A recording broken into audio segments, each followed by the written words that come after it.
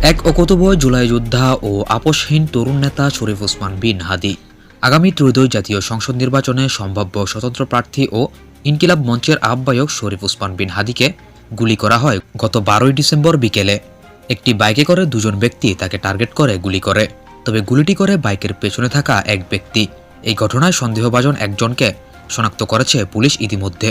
বলা হচ্ছে এই ব্যক্তির নাম ফয়সাল করিম মাসুদ ওরফে দাউদ খান। এই ব্যক্তিটি আসলে কে, তার পরিচয় বা কি, তা নিয়ে কৌতূহল তৈরি হয়েছে জনমনে। গতকাল থেকেই তার পরিচয় প্রকাশ হতে শুরু করে সকল প্রকার সোশ্যাল মিডিয়া থেকে সকল সংবাদ মাধ্যমে। তবে এখনও তার পরিচয় পুরোপুরি নিশ্চিত হওয়া যায়নি যে আসলে সেই এই ব্যক্তি কিনা। জনপ্রিয় অ্যাক্টিভিস্ট থেকে শুরু করে সাংবাদিক পিনাকি ভট্টাচার্য, জুলকারনাইন সায়েররা চুলচেরা অনুসন্ধান চালাচ্ছেন কাল থেকে শরীফ ওসমান বিন হাদীকে গুলি করা সেই ব্যক্তিটিকে নিয়ে। একটি গুরুত্বপূর্ণ সোর্সে খোঁজ নিয়ে জানা যায়, ফয়সাল করিম নামের এই ব্যক্তি কার্যক্রম নিষিদ্ধ আওয়ামী লীগের ছাত্র সংগঠন ছাত্রলীগের রাজনীতির সঙ্গে জড়িত ছিলেন, যা বর্তমানে বাংলাদেশের একটি নিষিদ্ধ রাজনৈতিক সংগঠন। 2019 সালের 11 মে ঘোষিত কেন্দ্রীয় ছাত্রলীগের পূর্ণাঙ্গ কমিটিতে তিনি সদস্য হয়েছিলেন। তার পুরো নাম ফয়সাল করিম দাউদ খান। নির্বাচনের তফসিল ঘোষণার পরদিন গত শুক্রবার দুপুরে রাজধানীর পুরানা পল্টনের বক্স কালভার্ট রোডে গুলিবিদ্ধ হন ইনকিলাব মঞ্চের আহ্বায়ক ও ঢাকা 8 সংসদীয় আসনের সম্ভাব্য প্রার্থী শরীফ ওসমান বিন হাদী। মোটরসাইকেলে থাকা আততায়ী তাকে গুলি করে মোটরসাইকেলে করেই পালিয়ে যায়। হাদীকে যখন গুলি করা হয় তখন তার সঙ্গে আরও একজন ব্যক্তি ছিলেন, তিনি বসা ছিলেন রিকশাতে। বর্তমানে হাদী রাজধানীর এভার কেয়ার হাসপাতালে চিকিৎসাধীন রয়েছে। তার অবস্থা এখনও শঙ্কামুক্ত নয় বলে জানিয়েছে ইনকিলাব মঞ্চ। ওসমান হাদীর প্রতিষ্ঠিত ইনকিলাব কালচারাল সেন্টার সহ বিভিন্ন জায়গায় তার সঙ্গে ফয়সাল করিমের সাম্প্রতিক সময়ের কিছু ছবি ফাঁস করা হয়। সেই ছবিগুলোতে থাকা ফয়সাল করিমের সঙ্গে গুলি করা ব্যক্তির চেহারা সাদৃশ্য থাকায় গুলি ছোড়ার ঘটনায় তাকে সন্দেহ করা হচ্ছে। এ নিয়ে সামাজিক যোগাযোগ মাধ্যম ফেসবুক ও বিভিন্ন গণমাধ্যমে প্রতিবেদনও প্রকাশিত হয়েছে। এর মধ্যে আজ দুপুরে একই ব্যক্তির ছবি গণমাধ্যমে পাঠিয়ে ঢাকা মহানগর পুলিশ ডিএপি বলেছে, ওসমান হাদীর উপর গুলির ঘটনার সিসিটিভি ক্যামেরা ফুটেজ বিশ্লেষণ করে ওই ব্যক্তিকে শনাক্ত করা হয়েছে। তার ব্যাপারে তথ্য দিতে সবাইকে অনুরোধ জানিয়েছে ঢাকা মেট্রোপলিটন পুলিশ। এছাড়া ওসমান হাদীকে গুলি করা ব্যক্তিকে ধরিয়ে দিতে পারলে 50 লক্ষ টাকা পুরস্কারের ঘোষণা দিয়েছেন স্বরাষ্ট্র উপদেষ্টা লেফটেন্যান্ট জেনারেল অবসরপ্রাপ্ত জাহাঙ্গীর আলম চৌধুরী। ফয়সাল করিম সম্পর্কে যা জানা গেল, পেশাদারদের যোগাযোগ মাধ্যম লিঙ্কডিনে ফয়সাল করিমের নামে প্রোফাইল রয়েছে। সেখান থেকে তিনি নিজেকে Apple soft IT, YCU technology ও অ্যানালিস্ট ওয়ার্ক নামে 3টি প্রতিষ্ঠানের মালিক হিসেবে উল্লেখ করেছেন।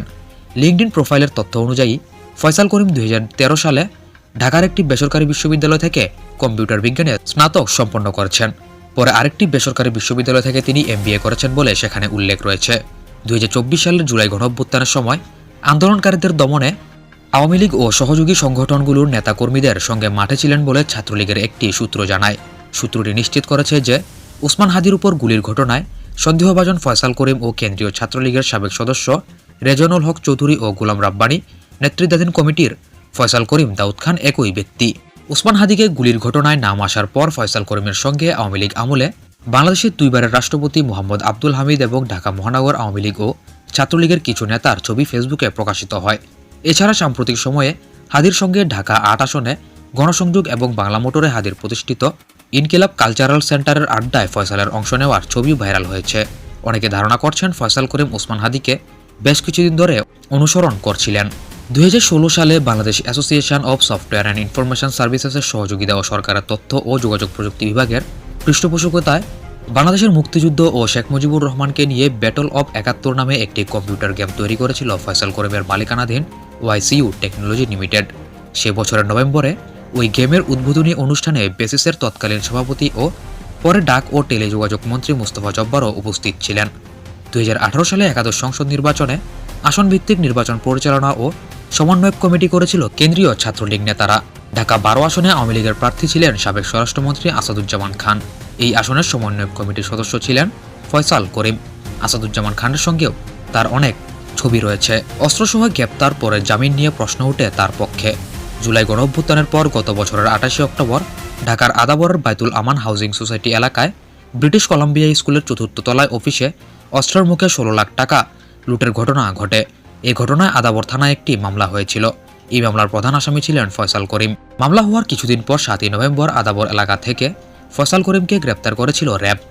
তখন তার কাছ থেকে 2টি বিদেশি পিস্তল, 2টি ম্যাগজিন, 5টি গুলি, 3টি মুঠোফোন ও 5,000 টাকা উদ্ধার করা হয়েছিল। ওই মামলায় গত 16 ফেব্রুয়ারি হাইকোর্ট থেকে জামিন পান ফয়সাল করিম।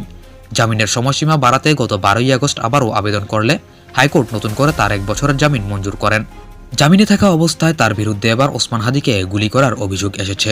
এরকম লুটের ঘটনায় 2টি অস্ত্রসহ গ্রেপ্তার হওয়া ব্যক্তি এত অল্প সময়ের মধ্যে কিভাবে জামিন পেলেন তা নিয়ে প্রশ্ন তৈরি হয়েছে। তার জামিনের পেছনে কারা কারা ছিলেন সেগুলো নিয়েও প্রশ্ন তৈরি হয় বর্তমান সময়ে। এ নিয়ে এখন সামাজিক যোগাযোগ মাধ্যমগুলোতে বিভিন্ন জায়গায় চলছে আলোচনা সমালোচনা। তো দর্শক, আপনার মতামত কি এই কেসটি সম্পর্কে, বা শরীফ ওসমান বিন হাদিকে ছাত্রলীগের এই নেতা গুলি করা হয়েছে এটি কতটুকু সত্য হতে পারে, বা আসলে আপনি কি মনে করেন তা অবশ্যই কমেন্টে জানান।